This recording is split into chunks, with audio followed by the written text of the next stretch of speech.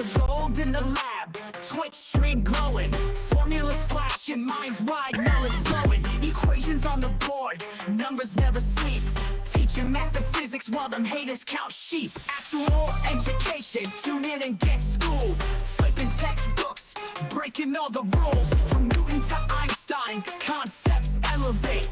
Keep the stream, it's the key to our fate. Dr. Gold dropping gems, knowledge raining down, actual education making scholars all around. Perpendicular minds, angles sharp as ice, maths and physics, yeah, the future's real nice.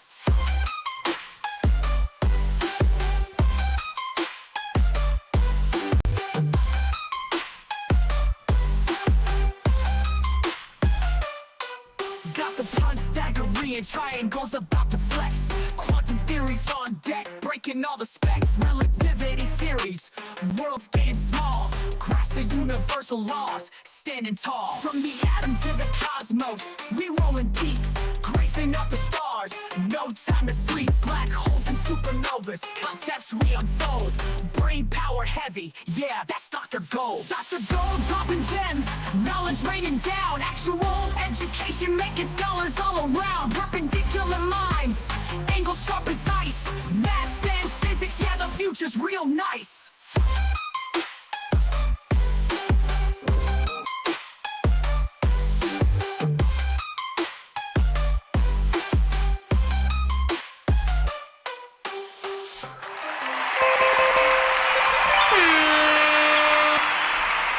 What's up, everybody? Awesome. Ooh, let's get the lo-fi beats going. Let me start this on here. There we go. Yes. There we go. There's that. Why do I have all these ads? Stop the ads. Let's get the lo-fi beats going, dude. What's up? It is Wednesday.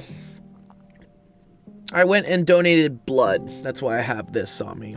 Yeah. First time I've ever done that. What's up, Aduki? Good to see you, dude. It's actually a very interesting experience. I almost fainted at the end. The person was like, "You look a little pale, dog." And so he had to put like cold towels on me and stuff. He's like, "You need to stay here for like 15 minutes." I was like, "No." Okay, fine. Oh, and now my arm is locking up. Oh, damn it. They got me at the gym. I was at the gym. I was doing a workout, and then I was leaving the gym. They're like, "Hey, you want to donate blood?" And I was like, "Yeah, sure. Why not? Whatever. I'm here." But problem with donating blood is you start losing like iron and like nutrients, and especially if I've worked out. Now my arms are cramping. Oh, that's gonna be a pain in the ass. Anyways. Okay. Let's see what's going on today. It's the day before Thanksgiving. So some people have class, but I think a lot of people don't have class because tomorrow is a big American holiday where we eat a bunch of turkey. I think Canada also has like a Thanksgiving, but theirs is like a week earlier. I want to say. I think it is. Let me find it. When is Canadian Thanksgiving? Let's see.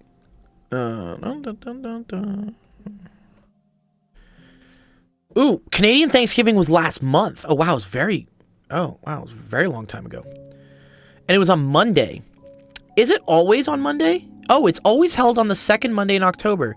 That's pretty interesting.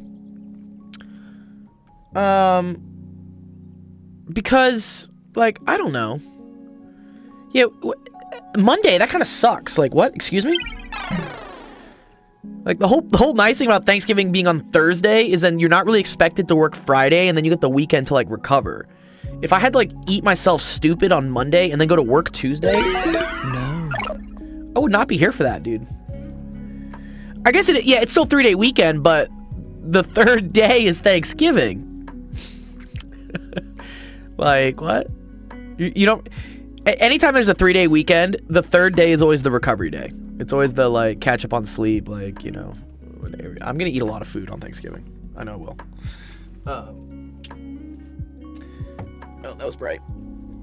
I actually went to 2 different grocery stores trying to find the dish I want to bring to my Friendsgiving celebration tomorrow. And finally, one of my students who I teach here in LA hit me up and said, "Hey, Dr. Gold, I actually found the thing you're looking for. It was in this obscure grocery store next to him." He said, "I picked up all the ones in there, and like you can have one of them." I was like, dope. The item in question is the DiGiorno Thanksgiving pizza. I've been trying to get this. The wildest fan favorite. Yeah, it's a Thanksgiving pizza. It has all the things in like Thanksgiving on a pizza. It's the most American thing I've ever seen. I have to, Jesus, besides these ads, what are all these ads? This is the most American thing. Green beans, crispy onions, dried cranberries, and gravy drizzle on a Detroit style crust. I am so excited for this. The Thanksgiving pizza. Yeah, it sold out last year. I could not find it this year. I went to 3 different grocery stores. I could not find this fucking pizza. But one of my students said they found it next to their house. So I'm gonna go pick it up tonight. They said they cleared it out. They saw like a couple of them and then just took all of them. What's up, Ace? Good to see you. Anyways, yep, that's Thanksgiving. Oh, we got a lot of screenshots in the chat. Looks like we got Blocks Fruiter, Cristiano Ronaldo. Which Cristiano, are you Diba? Asner said you're Diba. But it's a good question you asked anyways. I think your question looks cool. And then Adarsh has some good ones. Ooh, vertices and stuff. And then Ace has some good ones on trig ratios. Nice. Love it. Okay, we got a lot of good questions. Happy Thanksgiving. Oh, no, you're okay, Dennis. Never apologize. No, I'm always thankful for any of you guys showing up at any point in time. It's very cool. You got hit with exams back to back. Yeah, all good. I hope exams are going well for you. It is very much exam season right now. And then there's like a break, and then the week after is all the final exams. So if you need help with final exams, we'll be helping you guys out during that time.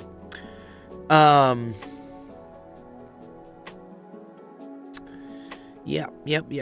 One sec. Let me make sure my sound settings are here on this sound control panel.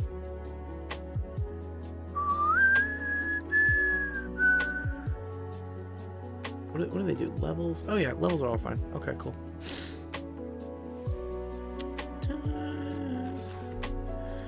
Okay, let's see. First clip we got up is Blocks Fruiter. Blocks Fruiter, are you in the chat? Blocks Fruiter? Got a good question with sequences. You're on Thanksgiving break right now. After a week of more material review, and then you have 3 on the same Monday? That's so... No, dude. No. You can usually request that to get changed. So in college, they usually always have an alternate day for the final exam. For this case, exactly. If you have 3 finals on, like, the same day, that's just... That's just cruel and unusual. Usually, if you have that, you can get one of them rescheduled for another day. But some students just want to get it over with, and I understand that. You just be like, I just want to be done with life. So, whatever you want to do. Okay, cool. Other announcements. Ooh, yes, we have an AMA guest on Friday. So come on by on Friday. It's gonna be at 6 p.m. Pacific, which is 8 p.m. Central, 9 p.m. Eastern. And we're having a yoga teacher, breathwork instructor who's going to be here live on the stream answering all your questions. So if you want to be entered in for a chance to win a $20 gift card, all you have to do is just submit a question in our Discord. So I'll show it to you real quick right here. It's right here. Here where it says like submit AMA questions. Just put down like a question you'd like to ask our guest. Here's like a little quick bio about her. She's a pretty cool person. Nice. Blockfruiter's a follower. What's up, Blockfruiter? Anyways, That'll be on Friday. So it's an AMA, which AMA stands for Ask Me Anything, which means you can literally ask whatever. And I try to do these podcasts as an opportunity for you guys as students to have the ability to just freely ask whatever out of people who have a lot more experience than you do. And without any sort of like judgment and stuff, because you all are behind like screen names and usernames and stuff. But so if you've ever had a question about yoga or breath work or even just like mental health stuff or whatnot, or you just, I don't know, want to ask a Swedish girl like a question, she'll be on the stream here. So please, submit questions. We use them as topics and we'll go through them. And at the end, one of you guys will win $20 for asking a question. Okay, cool. All right. So now that we got that done, here, let's go through some of the questions today and start the stream. All right, welcome everyone to Actual Education Office Hours. My name's Dr. Gold. This is the stream that helps you out with math homework, science homework. Nice. Perfect. All sorts of fun stuff. Let's see. Yeah, we got Bloxfruiter. What's up, Bloxfruiter? You do have a question you asked. So here, let's put your question up on the board. I find it funny that you and Cristiano Ronaldo both like submitted screenshots that look exactly the same. It's a little suspicious. But okay. How do I paste this? No, not that one. Oh, it's this one. Sorry. There we go.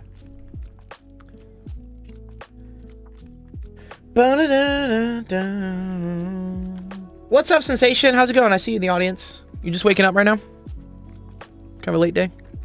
Late morning? Early morning? You said, Dennis says, I can get switched with physics, but I don't really... Wait, I already pasted this. Excuse me? What's happening? Do what? Okay, this is dumb. Sorry. There you go. I don't really mind too, because I want to get home early. Yeah, I understand. That totally happens. Okay. All right. Bloxford asks, in a certain sequence, the first term is a 2, and the second term is a 5, and then each subsequent term is a sum of the 2 preceding terms multiplied by the term number. What is the 10th term in the sequence? Oh, this is kind of cool. This is kind of like computer science, honestly. A lot of computer science stuff works like this, where you're like trying to determine algorithms and things. Okay, so the first term, I usually like to write up my terms with like n's. So here, we'll say like n equals 1, n equals 2, and then so forth. We'll try to see what goes on. Okay, so the first term is 2. Is this Fibonacci Lucas? Is that what this is, Jeff? What does that mean? The second term is 5, and then each subsequent term is a sum of the 2 preceding terms multiplied by the term number. Okay, so for this one, it's equal to the sum of the 2 preceding numbers. So that's 2 plus 5 multiplied by the term number, which is 3. Yeah, except for the number thing, right? The number thing's kind of weird here. Okay. So when I see this, I like to try to represent what these things are. Okay. So this is the term number. This is n. And then this is the value, which we would call like, I guess a sub n, right, Jeff? So a sub n here is 2. And then here we have like n equals 1, n equals 2, n equals 3. Yeah. Yeah, let's do it. All right, cool.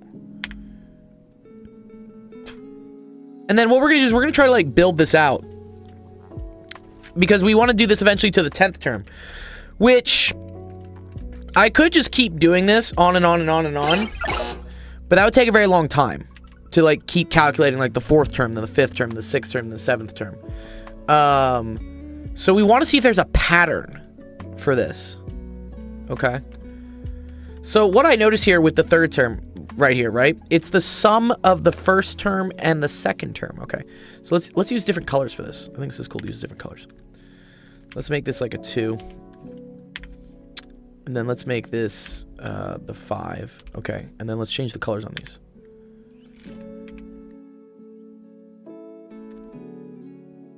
And then I'm going to say that this thing is 2.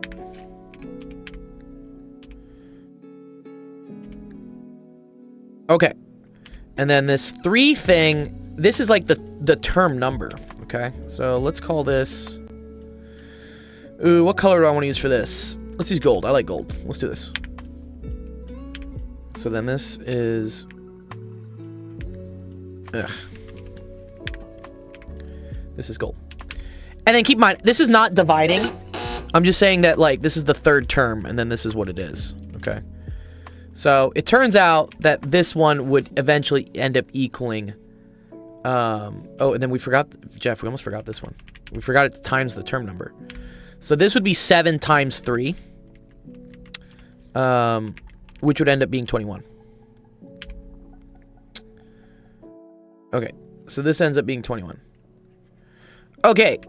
Bloxfruiter, to get credit for asking a question, I need you to at least participate a little bit in this, okay? I want you to tell me what the 4th term would be. Or at least try to describe to me what the process would be to get to the 4th term. How do we get the 4th term?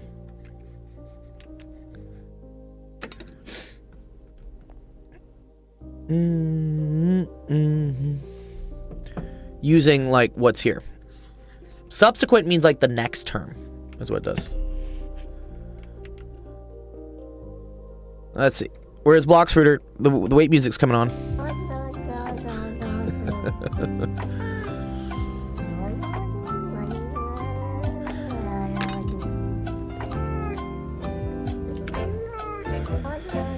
Anyone good with organic chemistry?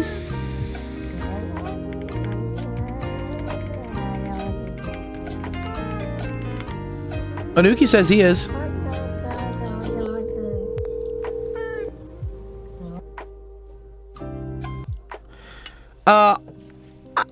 I've taken OChem. Teaching it is kind of painful. There you go, Bloxfruiter. Okay. Bloxfruiter, how do I figure out what the 4th term is? It's in the chat.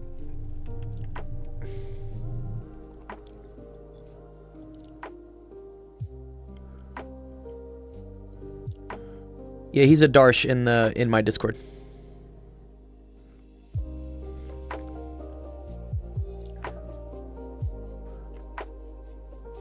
Who watching? Test? No, toast. Not test. Toast.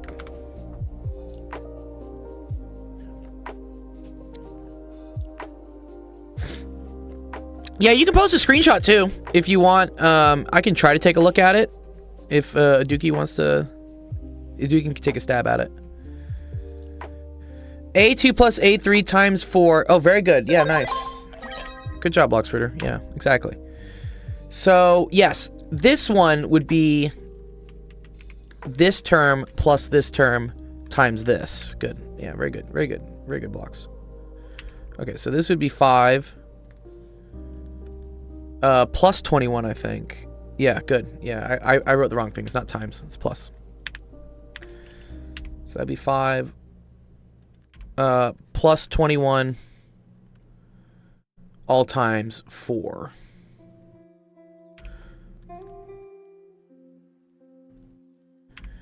Which, yeah, I mean, this is really gonna suck. Because, I mean, we're only got to the 4th term, and I gotta go do this for, like, another, like, how many of these? 5, 6, 7, 8, 9, 10? Like, we don't want to do that. Alright. So, what we want to do is we want to try to, like, write things in terms of, like, n and stuff. Ugh, it's like, my vision is going.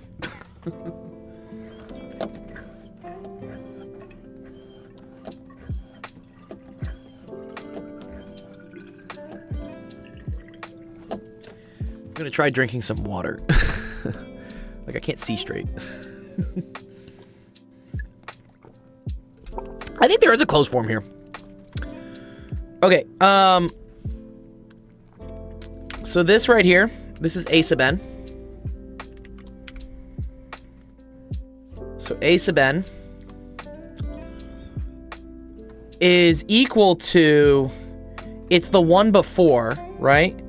So it's a sub n minus 1 plus a sub n minus 2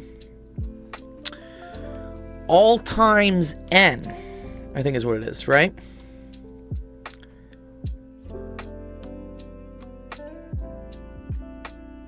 Yeah, is there a closed form of this? I don't want to have to go through and do 10 of these. This like really sucks.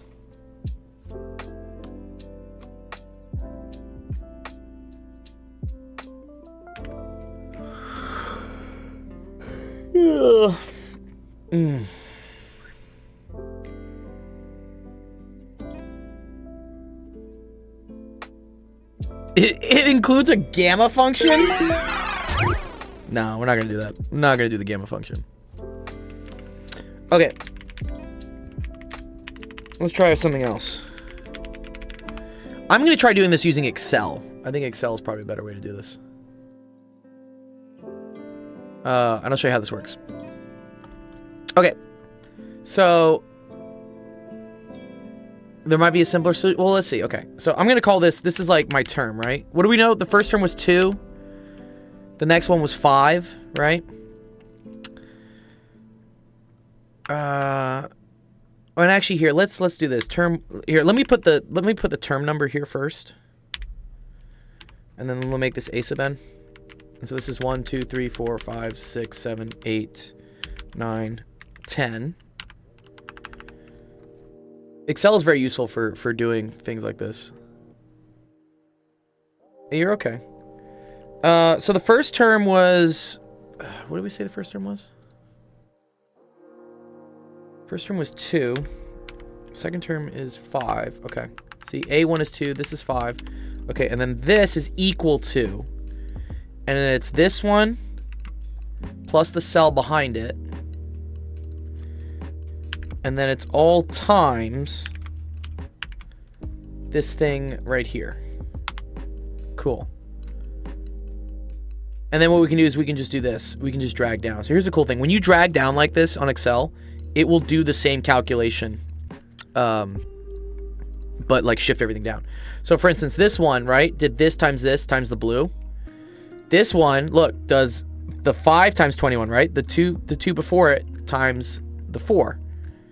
And then this does this times this. And then this times this times this. This is why Excel is very useful for this. It's very good for like iterating over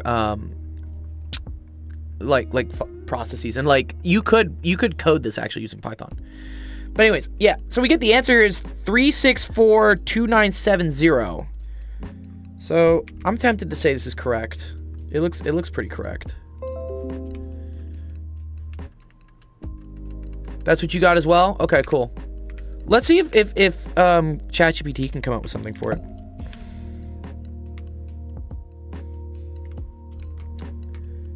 I'm curious.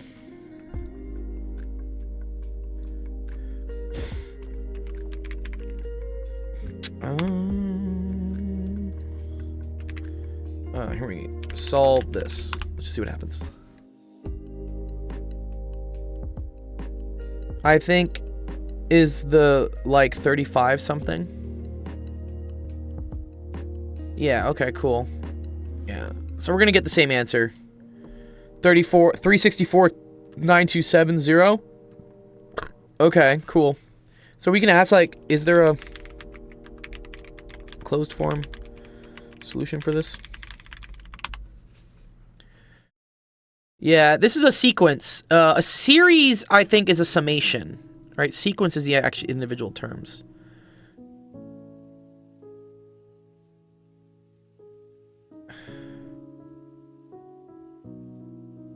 Oh, okay.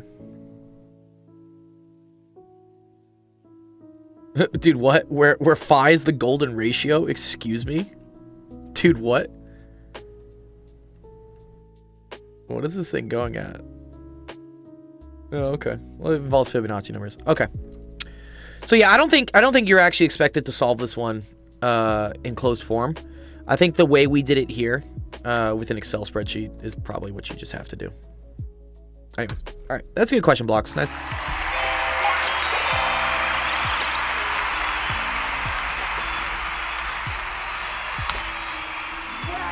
Good job, Blocks.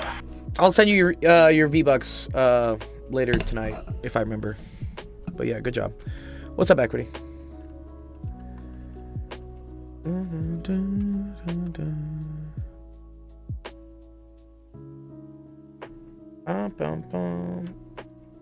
Let's see.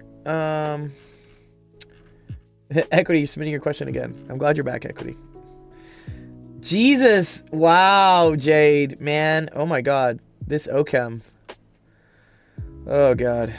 Yeah, no, this Ochem's yeah, I'm looking at what this Ochem stuff coming up. Yeah. This is cool. This is where like chemistry starts becoming almost like math. But yeah, that's hard stuff. Maybe a Darsh can help you out with it. All right. Is Cristiano Ronaldo here? Looks like we got something with like cylindrical tanks. This is a differential equation, is what this is. Jeff says N plus gamma. Yeah. Yeah, okay, cool.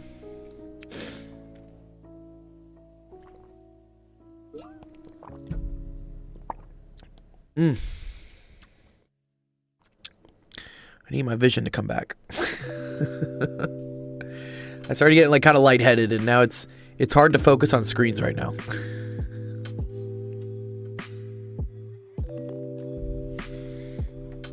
This light is probably not helping. One sec. I'll turn this one off. Oh, okay. Eyes are a little bit better. Yeah, it was my first time donating blood, so I had no clue what was going to happen. And I'm now seeing why I don't want to donate blood. Because I can't function. Like, good cause, I guess, for people and whatnot.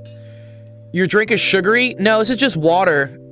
I probably should... I just ate a whole fucking candy bar, though, right? That should be enough sugar, right?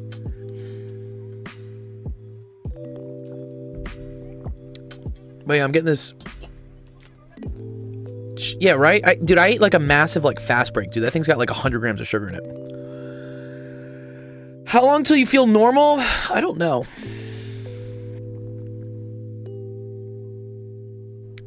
But it is interesting. I think the lights actually trigger it. Let me turn the lights off. Oh. Okay, that feels slightly better. Okay.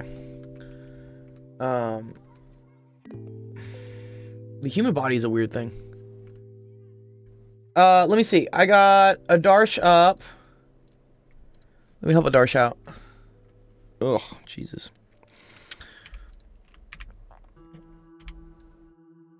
Okay. This is a pretty good one, a Darsh. So, this is nice, because this thing is already in what we call, vertex form. Which is this. Y is equal to A... x minus h squared plus k, okay? Where h comma k is going to be equal to the vertex. So in this case right here, if this is our function, right? And it's already in vertex form. What is the vertex? I'm giving 100 odds to gold dying during the stream. I might have to end it early, honestly. Ugh. If it doesn't get better, because it is hurting my eyes to look at a screen right now. And it's just hard to focus. I can't focus on things. X equals -4. Yeah, yes, good. Yeah. This is minus h, so since this is +4, that means h is -4. Yeah, good. And then k is equal to -8, because it's plus k, but you got -8. Okay, cool. That's easy, right? So this is -4, comma -8. State the domain. So this is just a parabola. And parabolas, again, look something like, you know, just like nice little U's and stuff, yeah. Oh, yeah, there you are, Cristiano. Yeah, I was asking about your question. I'll do yours next. I was waiting for you to come on the stream. This specifically has a minus as the coefficient out front, so it's gonna look something like this, probably. I'm betting. It's going to point down. But the domain are the x values, which is just all of them.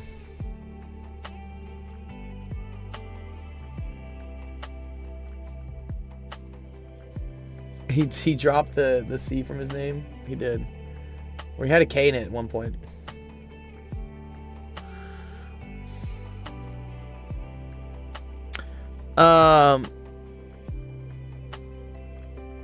Okay, yeah, so domain is going to be all real numbers. This is from negative infinity to infinity. Interval of increase. So where's the function increasing?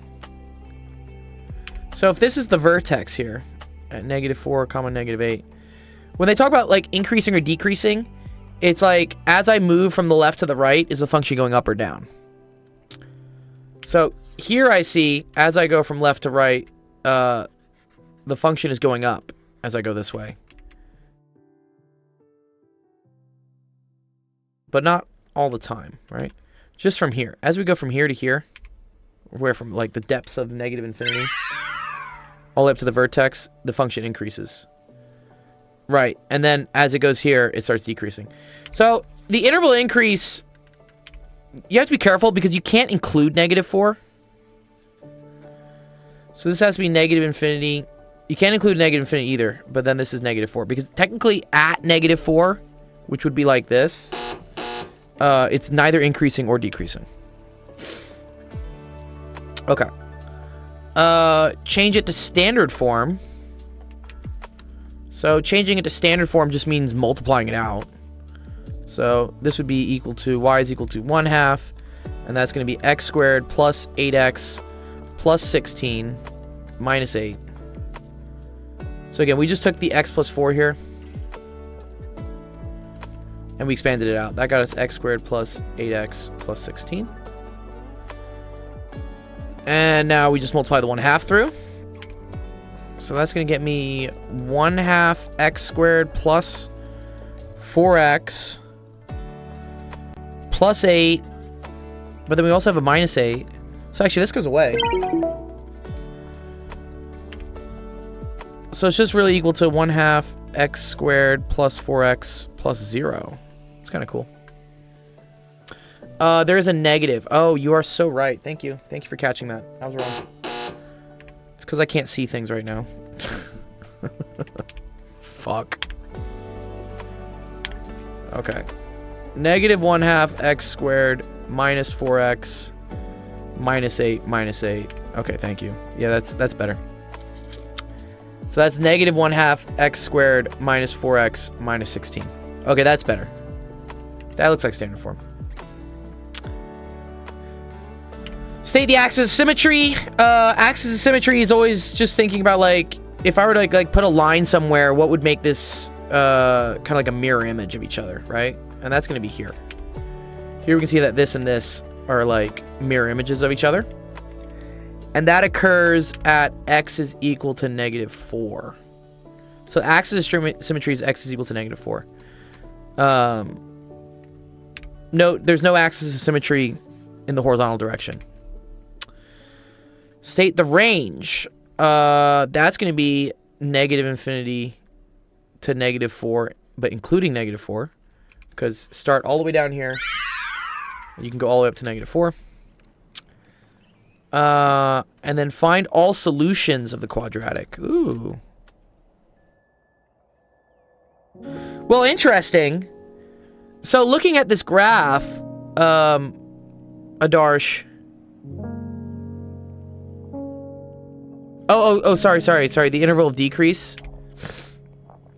Interval of decrease is then, that's, I forgot to answer that one, sorry. That's -4 to positive infinity. For this. The green point is 0, -4? No, the green point is -4, -8. That's the vertex, right? Based on that, Jeff? Yeah. No, you're good. So it's interesting. When it says find all solutions of the quadratic, maybe I need some sugar? Yeah, bro. Yeah, is your vision okay? My vision's coming back. I have a headache, though. Holy shit. But My vision's coming back at least.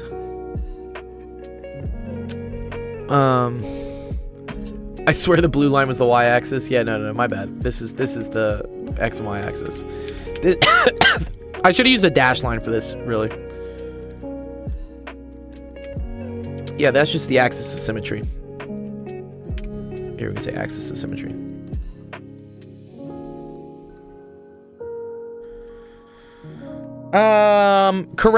Correct. Yeah, I'm messing up. Thank you. Good save, Jeff. The sugar's paying off. Thanks for keeping me honest.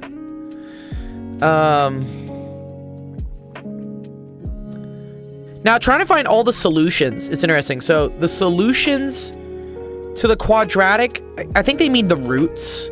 It's kind of weird for them to say the solutions. Dude, I love how it says there's bullying. What's the bullying? Oh, it's because of Simplex Pachinko. We gotta tell Obi he has to change his username because it's apparently a racial slur now. It's triggering all my bots. What's up, Sam? I actually do need to drink water. Thank you, Sam. I really do. Just but unfortunate. What's up? What's up? Name. What's up? Pachinko is a game. Yeah, Pachinko's a really cool game, actually. But Chinko means something else entirely. Well, chink means something else. Yeah, I get that. But Well, yeah, that too, but... well, chinko means something different, too? yeah. Sorry, you said in Thai or what? Japanese. Oh, Japanese. Oh, okay. It's like... Willy? I don't know. Like dick? Well, no, like Willy. I mean... like a small child would say, Chinko. Oh, here we go. It says it's a pinball game. Is it? No, like it's only pinball. It's only with ball bearings because you can't use real money.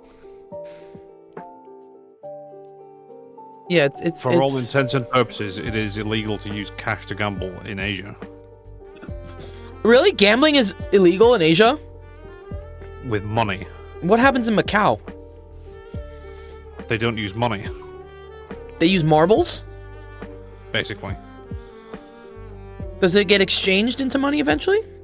Yeah, I've played Pachinko, and yeah, you take massive amounts of ball bearings to a machine that gives you money.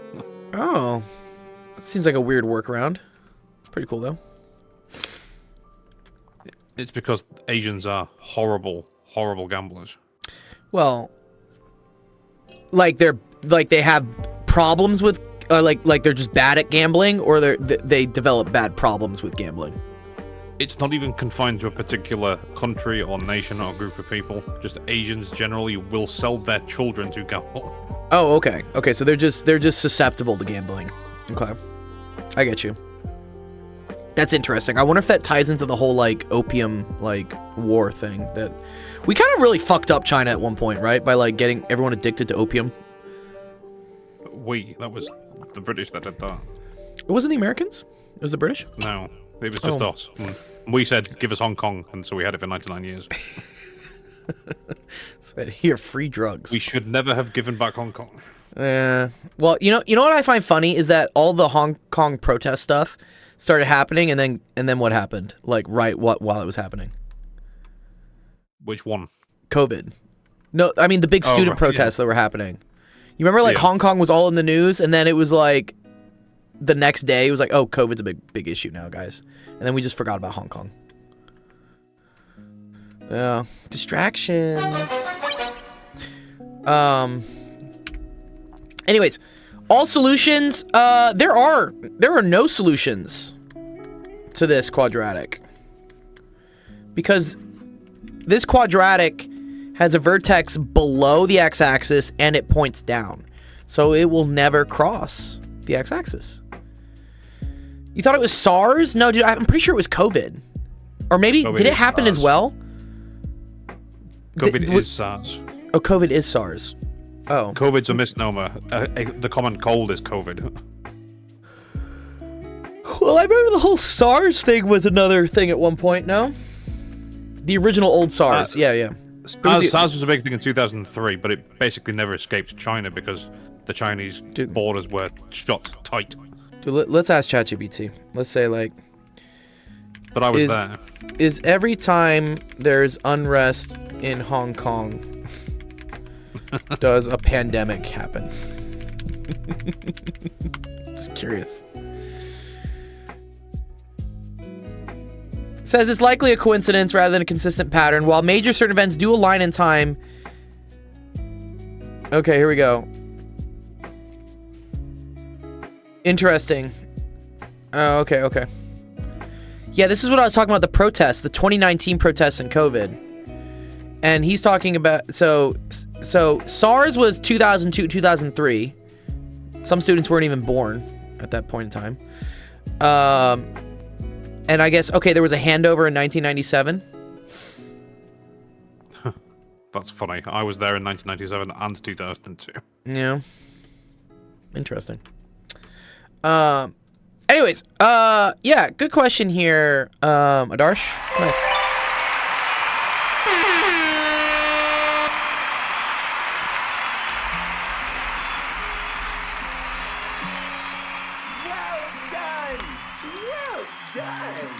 Yeah, nice.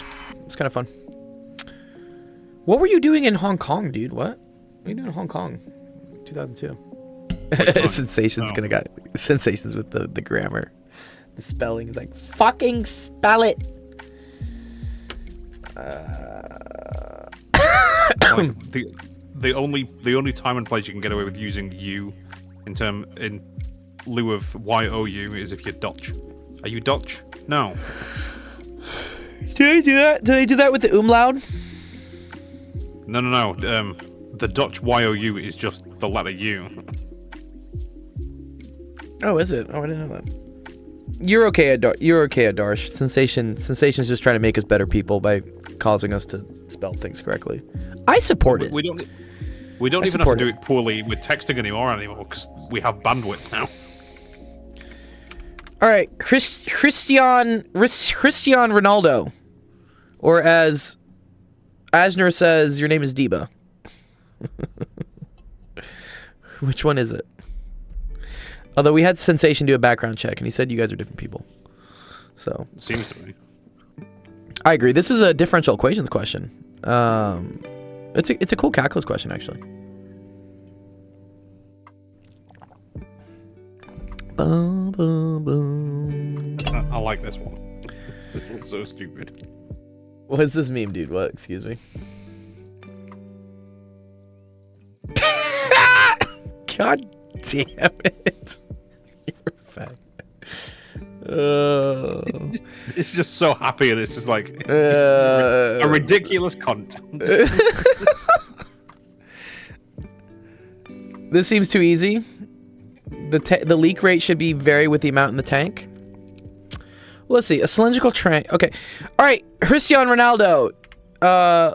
You gotta help me with this one, though. You gotta help me with this. Connect one. I can count the potato too, man. Yeah, this would be more fun if this was a cone. But you know, it's kind of cool.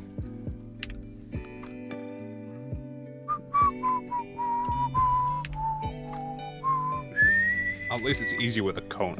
Not with a cone. It's easier. It's much easier with the cylinder. Yeah, this would be a lot harder with the cone. We'd have to do like some geometric identities. Well, this is just what's the volume of a cylinder, and you're like, okay, cool. Well, let's see. Okay, the radius here is 5. I mean, if this is too easy, we can do a harder one. Radius here is 5, and has a height of 10 meters.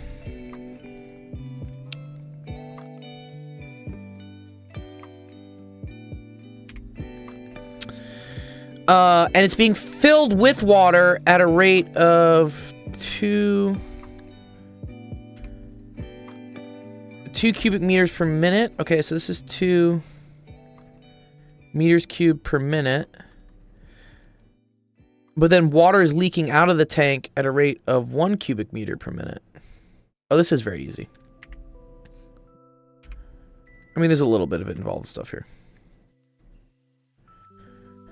And we want to know, how long will it take for the water level to rise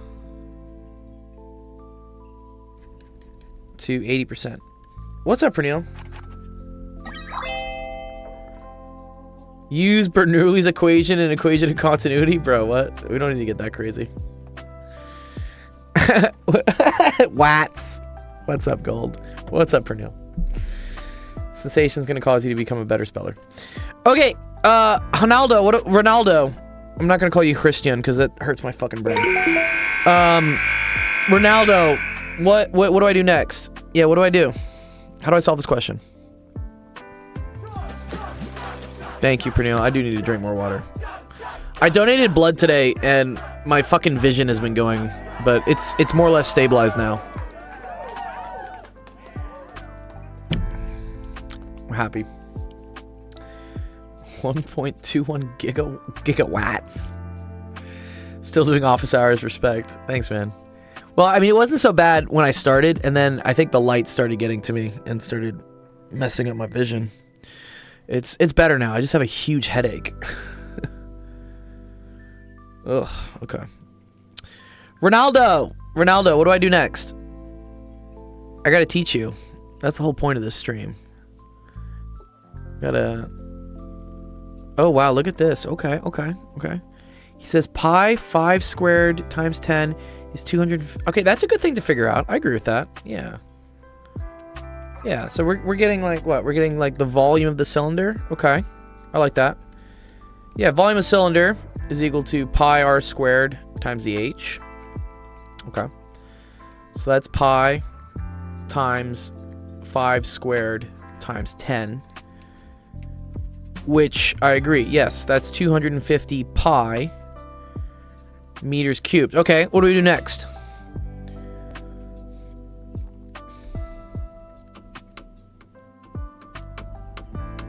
Found the volume of the cylinder.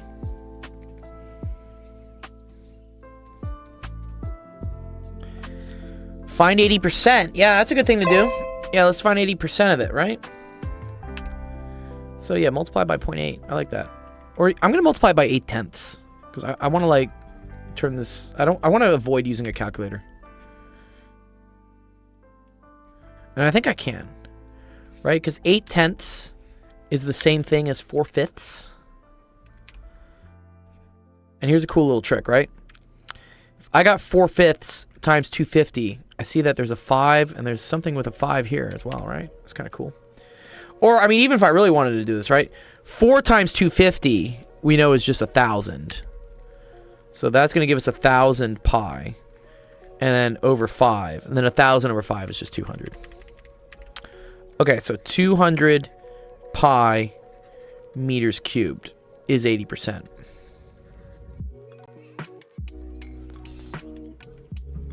And pi equals 3. No, pi does not equal 3. Jeff out here trying to cause violence. Saying pi is 3.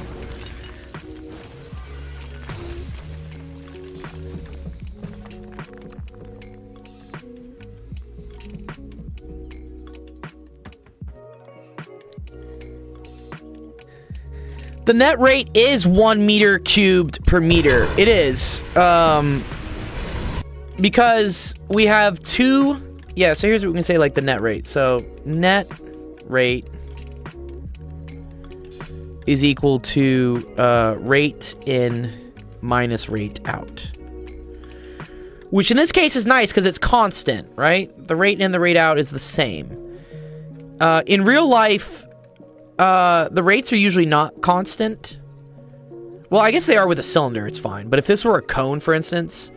The rate would actually depend on the amount of stuff that's there. It would depend on the volume. And this would become a much funner differential equation to solve. Or I guess they call it related rates. It's actually really a related rates question. Right, so we got 2 meters cubed per minute minus 1 meter cubed per minute.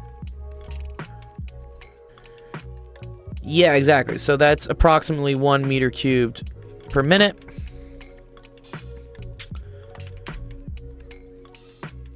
So, all right, yeah, volume is going to equal to rate times time, which in this case is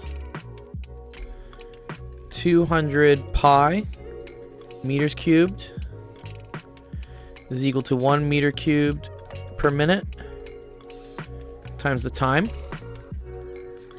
So then we divide by 1, divide by 1. This is going to go away. And then this goes away, and then, yeah, we just have our answer. 200 pi minutes, which I think you could just leave it like this. Which, yes, in Jeffland is approximately 600 minutes, which is approximately 10 hours. Wow, nice. Good job.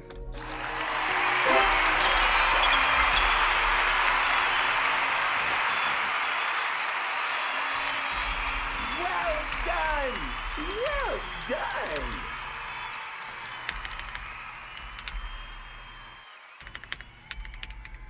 I figure out like what your account is, Ronaldo.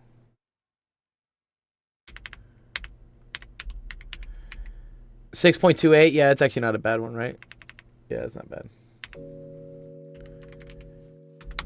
Nice. Okay. Cool. Good job. All right, let's see. What do we got next? Ace up to bat next.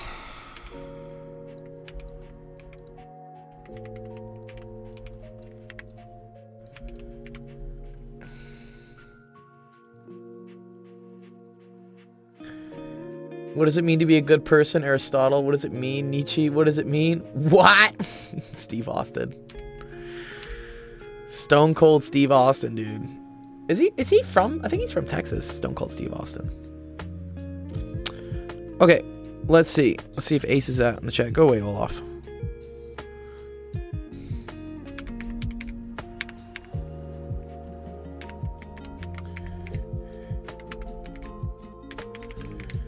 Dun, dun, dun, dun, dun, dun, dun, dun, dun.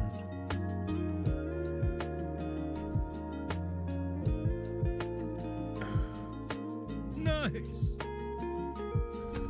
Habib Kebab, what's up? Thanks for the follow, dog. Habib means like girlfriend, or is that Habibi? Or you are Habibi, Habibi Kebab. It's like baby. It's like saying like baby, like my dear. So Habibi Kebab is like baby kebab. I mean, I like kebabs. I don't know if I started calling a girl a kebab though, she would like appreciate that. It's not a really endearing term. Okay. Let's see. Wait for Ace to come back until he does. Got a question from Dennis. Estimate.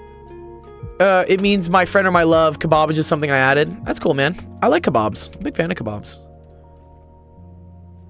You know what I really like, actually? Oh man, what's it called? It's a Persian thing. Is it called kofta kebab? Yeah. This stuff is the best, dude. I love this shit. Yeah, do you guys like this stuff? This stuff's really good. Yeah, this is the supreme kebab. This is the king of kebabs. Big fan of this stuff. They serve it a lot here. So I live in Los Angeles, and we have a big Persian community. So there's a lot of Mediterranean food like this here. Turds on a stick. They do kind of look like turds, but they taste fucking delicious, Jeff. Yeah, kebabs are great. I'm a big fan of these. You could also do kebabs with, you know, like chicken and like vegetables. Yeah, here's like a chicken kebab. Jeff is not classy. I agree. Yeah, Jeff. Jeff what? Jeff doesn't know. Jeff doesn't know how good the kebabs are, dude. The kebabs are great. All right, let's see. We got a question here from Dennis. It says, estimate the subsolar point temperature for the Earth's moon. Okay. Assume the moon is 1 AU from the sun with an albedo of 0.14. 3 more weeks left of Comp Sci. Nice. Well, Comp Sci never ends because you can start coding things forever, I guess. Okay, what the hell are these words? What is albedo and what is subsolar point temperature? Oh, reflectivity? Oh, is that what that means? Oh, that's pretty cool. I didn't know that. Okay, let's just, you know, I'm gonna have ChatGPT teach me about this. Oh, Ace is back. Yeah, we can do yours next. I'm just curious. Energy balance question, considering the radiative equilibrium temperature. So this is actually, a lot of astronomy is like this. They just give you these equations. Like, there's the very classic one, which is, I think it's something like this, right? T squared goes as, like, r to the third. This talks about, like, the period of, like, orbit versus, like, the radius of the orbit. Like, a lot of these things just simplify down to cute little equations. Yeah, T squared over r to the third over, yeah, r cubed over T squared is constant. Yeah, I agree with that. So here, let's just see what all this stuff is. I'm just curious. I enjoy learning things. We are put here on this earth to learn. Okay, to estimate the subsolar, we can use an energy balance equation, which is this. Cool. Oh, so this is the reflectivity. That's cool. And then T is the temperature. So actually, here's an interesting thing. Let's 30 streams. Hey, nice. Good job, Ace. Let's consider that. Let's say the reflectivity was 1. Okay, the albedo was 1. That would mean that the moon would just reflect all of the sunlight hitting it. Okay, reflectivity is like how much energy gets reflected back. So if A were equal to 1, we can see that this becomes 1 minus 1, which becomes 0. And so then the temperature of the moon just becomes 0. Which kind of makes sense. I like doing this. When I see physics equations, we like to consider what are called the extreme cases. Or like the end behavior. Of like, yeah, what happens if my reflectivity was 100%? Well, then the temperature would go to 0. And that makes sense. That's what do we call that? It's consistent. It's consistent. It's consistent with what I expect. It would make the moon a white body. Yeah, maybe. Like a white dwarf. That has to do also with like the gravity, like collapsing on itself. Okay. S is the solar constant at 1 AU, which is this. Oh, this is cool. So someone was asking me, I think Ace was asking me about intensity and the sun and stuff. This is very cool. So this tells me that at a distance away from the sun, which is equal to 1 AU, which is how far the Earth is from the sun. The Earth is 1 AU, 1 astronomical unit from the sun. That the amount of energy or power, like the power density, this is kind of like the intensity, is 1361 watts per meter squared. So that means if you were to, for instance, take a piece of solar panel that was 1 meter by 1 meter, you could have effectively collect 1361 watts. Assuming like 100% efficiency in the solar panel. And also, I'm pretty sure the atmosphere steals like 30% of the energy just from coming in. Yeah, okay, good. Yeah, Jeff says by the time it gets closer to the but by the time it gets to the atmosphere, it's closer to 1,000 watts. Yeah, that's the number I remember. Yeah, it's 1 kilowatt per meter squared. Which, Dennis, have you seen this before? There's actually a really cool animation for this. So it's like size of solar panel to power the Earth.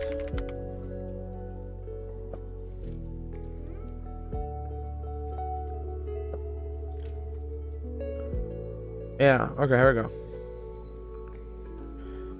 Yeah, max solar panel efficiency around 90%. Yeah. Sorry, 30%. Yeah.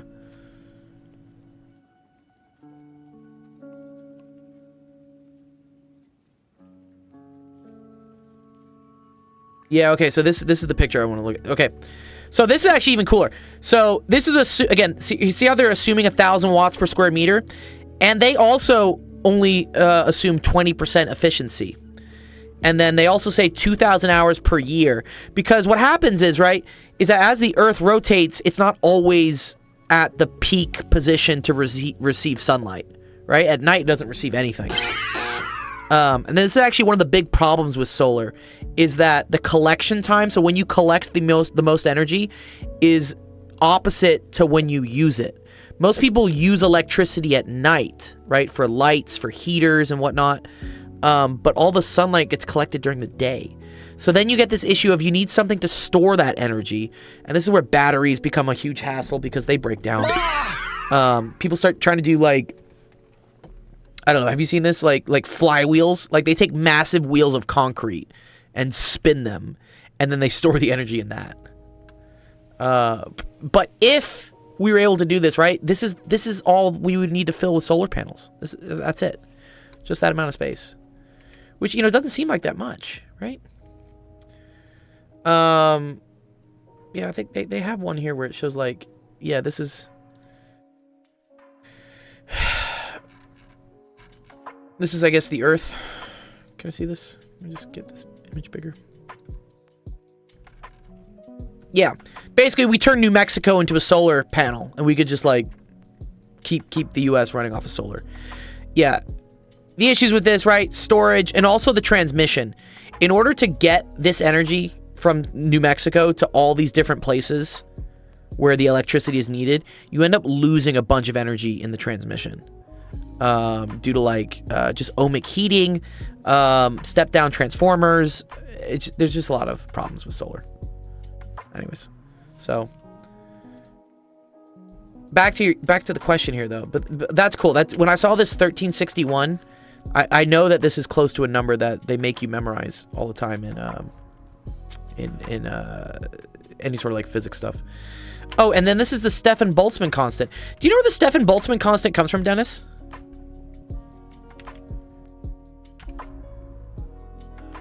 I believe this has to do with well, it comes down to what's called, like, black body radiation, I believe is where this comes from. So let's look, like, Stefan.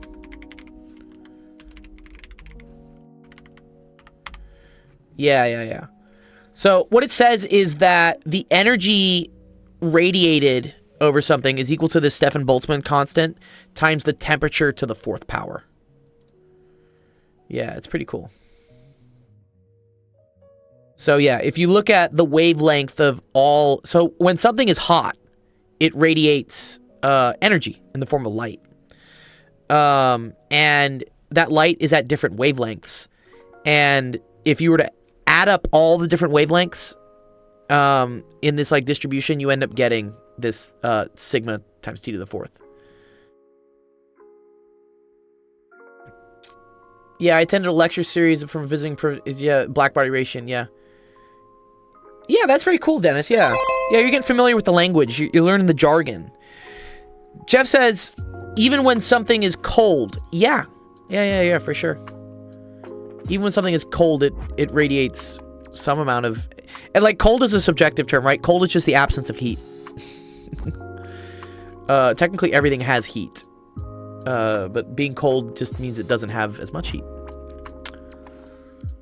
But anyways, yeah, that's where that comes from.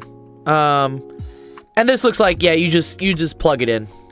And so what they get there is that the subsolar temperature is approximately 379 degrees Kelvin, which, for those in the stream that don't know what this weird Kelvin thing is, you just always minus 273 to get this in centigrade. So this ends up equaling, what is this, 106 centigrade? Which is approximately, I would say, what is that 212 Fahrenheit, basically, because this is almost 100 degrees Fahrenheit, 100 degrees centigrade.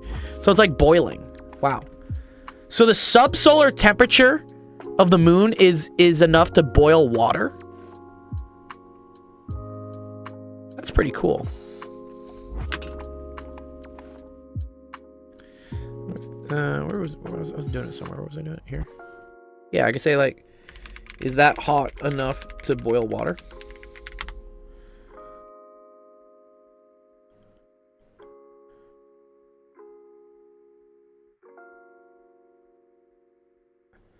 Yeah, yeah, oh, yeah. But I like how ChatGPT puts this little condition here of like, yes, but to boil water at that temperature, it needs to be at atmospheric pressure, which on the moon, there's no atmospheric pressure, so it wouldn't really work. Yeah, it wouldn't boil it. It wouldn't boil it under, yeah.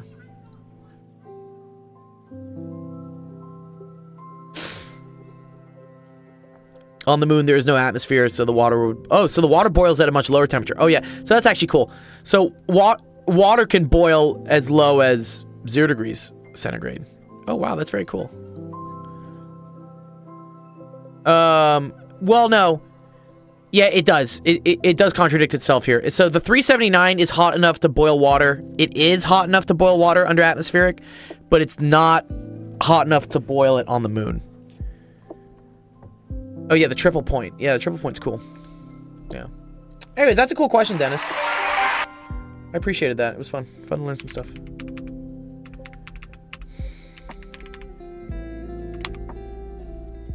Yeah, 379 is greater than 273. Yeah, I know, they're wrong.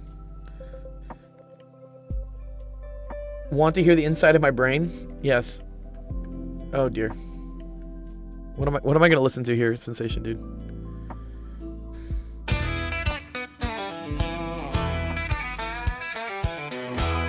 This is apparently the inside of Sensation's brain.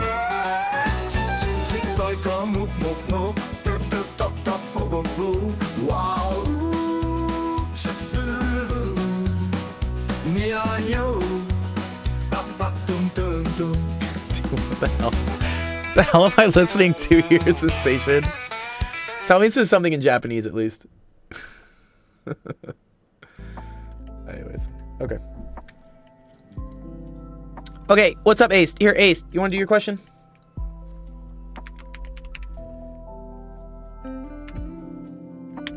I never said I was sane. I never assumed you were either.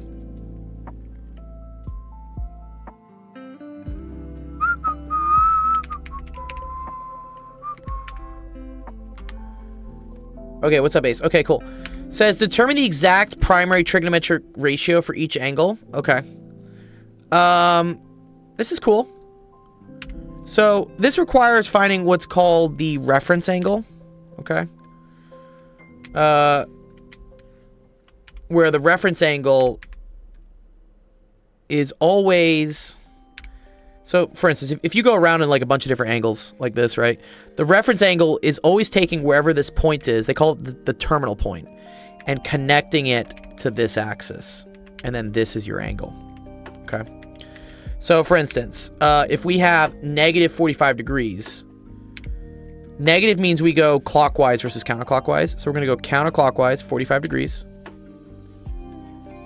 And then we're going to connect this to the axis. And now we have a triangle. These are what I call the special right triangles, which there's only really 2 you need to know. So you have what's called the 30, 60, 90, which I always make my hypotenuse 1. So this is 1, square root of 3 over 2, 1/2. Yeah, good. And then, so yeah, you can do 1 root 2. I generally don't like doing that. I always like the hypotenuse to be 1.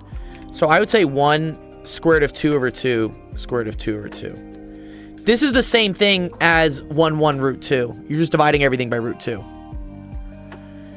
Yeah, if you take all the sides and divide all the sides of a triangle by the same number, it's the same thing. Okay. So if this is 45 degrees, right? That matches this triangle. And so you end up just like writing what all the things are. So this is 1. If this is below the axis, you say this is like negative root 2 over 2. And because this is to the right of the y-axis, this is positive root 2 over 2. And then it's very easy to just do sine, cosine, tangent, because it's either opposite of or adjacent, you know, I don't know, adjacent over hypotenuse or opposite over hypotenuse. You just figure it out. Let's see one that would be harder. I kind of like this, 540, no. Yeah, I like this negative 120. Let's look at negative 120 real quick, because there is some trickiness to here, to negative 120. Okay. So negative 120, again, go in the reverse direction. So instead of going this way 120, we're going to go this way 120 degrees. Okay. Which, if this is now the coterminal point, you need to have it line up with this. So that this is now your reference triangle. Now, looking at the triangle, I want to know what this angle is. Which I know going the whole thing would be 180. So this small amount here, good, is just 60. Yeah, good job, Ace. Yeah, nice. Nice. Not 69, but 60. This looks like this triangle, the 30, 60, 90. Where we know opposite the 60, we have square root of 3 over 2. But that one is negative. And then the other angle is going to be 1/2. And that's also going to be negative. And then the hypotenuse is always already 1. So now you have, right, your adjacent, you have your opposite, you have your hypotenuse. And you can calculate all the trig ratios from there. Cool. All right, that's a good question, Ace. Nice.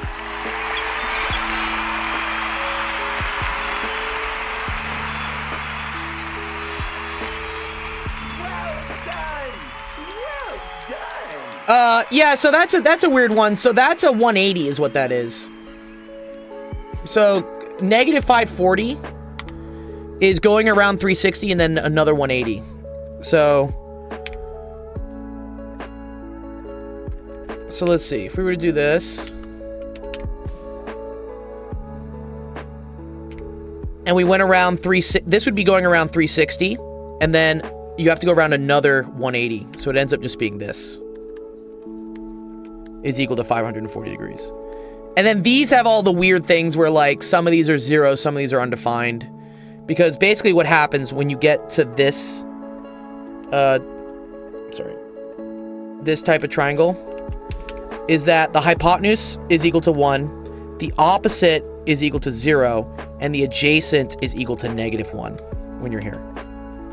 Yeah. Okay. One sec. Let me take a quick, like, 2-minute break. I gotta get more water so I can still see. And then we'll come back and do more questions. Okay? Cool. Alright, let me go do that. One sec. I'll put the break music on for you guys.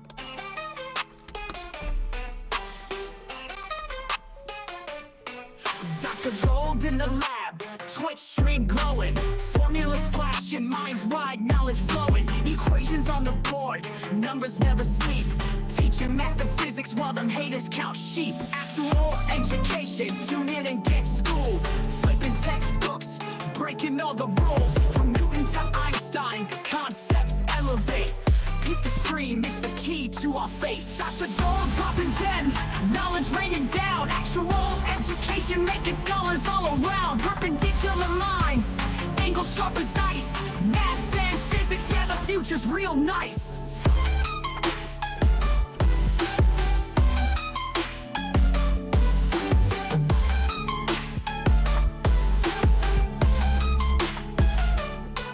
Got the Pythagorean triangles about to flex. Quantum theories on deck, breaking all the specs. Relativity theories, worlds getting small.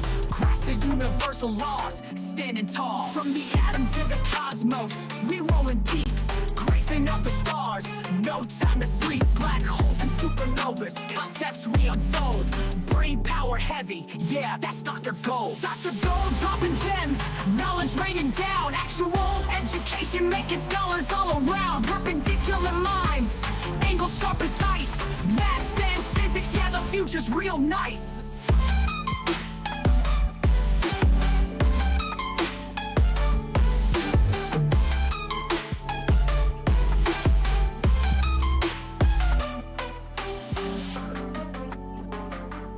All right, nice. We're back.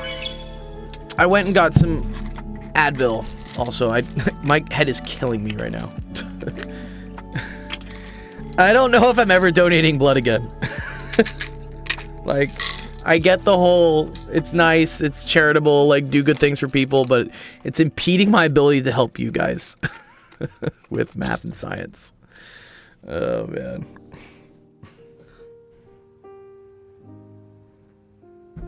My body does not like losing fluids, I guess. Okay. Let's see. What's up with equities? Equity back?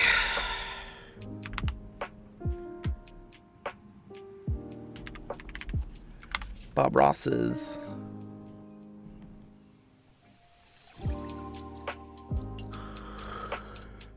I need a nap.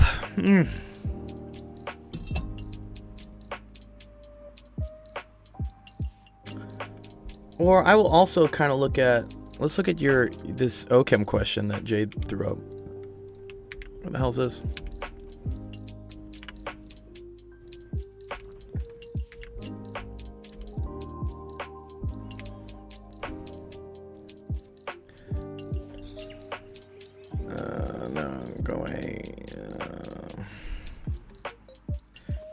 Active methylene compounds are of great importance to synthetic chemistry when methylene is flanked by two electron withdrawing groups. Okay. It's flanked. Then its hydrogen becomes acidic and can be replaced easily.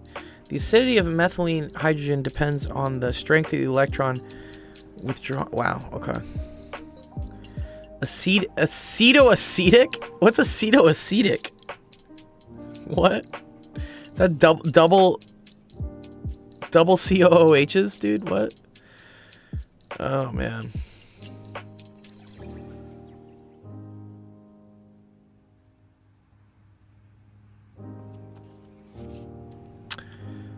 Okay. Let's see. CH3CO CH2COOET. And I guess ET is the ethylene, is what it is?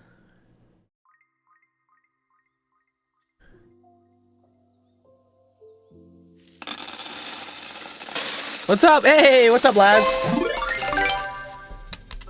Good to see you, Laz. Hope your Thanksgiving week's going well. I'm curious about this. I want to see what we're gonna have. We're gonna have ChatGPT teach me some OChem today.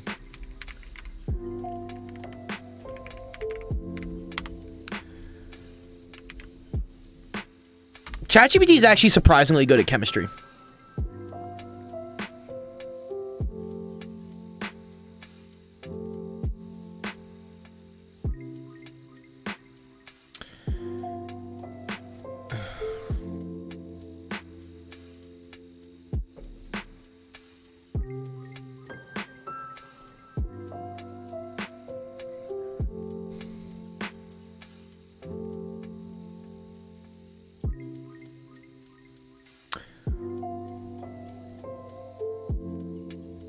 My underdamped oscillation model isn't, though. Oh, man. Yeah, are you doing stuff with, like, damped, critically damped, and whatnot? That's actually, you know, that's actually a cool... I like that stuff better. One sec. Overdamped.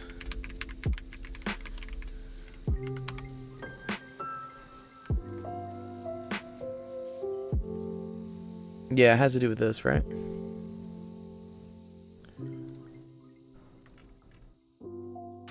Yeah, so light damp. So anytime you have like a wave, right? Usually the wave experiences some sort of opposing force. And that can be like friction, or that can be heat, like something, the energy is getting lost somehow, you know? And so the amplitude of your wave decreases over time. A cool example of this would be, for instance, like a pendulum moving back and forth. Eventually, over time, there's friction between, like, the axle and, like, what the thing is, and also you have air resistance. And so that robs energy from the oscillation to then decrease it from, like, going so far up the next time. There's actually a very famous video on this one. What is it? It's the man...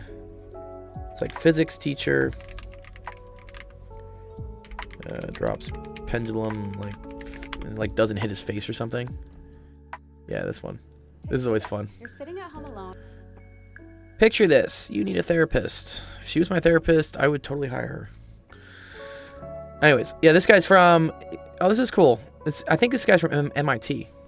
And I can lift it up 1 meter, 15 tons. But it's a very, very... So he has You can demolish a building. a pendulum. You just let it hit. that goes back and forth and whatnot. And he does this cool thing where he drops it right from his chin. And the neat thing here is that as the thing swings and comes back, it won't go higher than what it started. So even though it's right there by his chin, look, watch it. It doesn't hit it again. Just super close. Ah! If he pushed any bit on it, though, it would. And I'm still alive. But yeah, those are cool. Those are like little lab demonstrations they do in physics classes.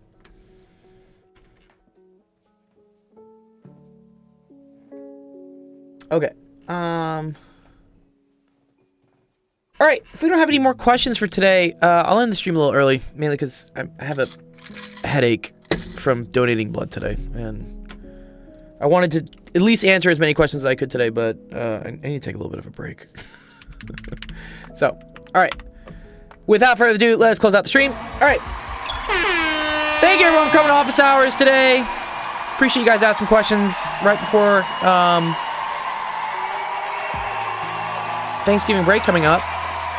So we are going to have a special AMA podcast guest on for Friday. So please come on by and make sure to submit your questions. Submit some questions for our guest, please, in the Discord. It's there. And we'll go through it. It'll be fun. But that'll be at 6 p.m. Pacific, 8 p.m. Central, 9 p.m. Eastern. So come on by for that. Yeah, sorry, I could. Yeah, my head is hurting. But let's go say hi to Penn Center. Penn Center is a good friend of ours. So again, yeah, if you found us through whatever, YouTube, TikTok, you know, there's a lot of other really cool math streamers out there. Here they are. They're great. And then there is the calendar for all their events. So we're gonna go say hi to Penn Center because we love Penn Center. He's our friend from Canada. So yeah. So come on by Friday. Have a wonderful rest of your day. Have a wonderful Thanksgiving tomorrow. I hope tomorrow's full of like lots of nice food and friends and stuff. It's one of my favorite holidays. Yeah, you're very welcome, Equity. Okay. All right. Let's go say hi to Penn Center, and we will see you guys on Friday. Peace out. 0.2 to the 3. So K Brace and yourselves, everyone. right. Okay, so you're saying K and N are the same because we're always gonna have to multiply by the probability that these individuals die.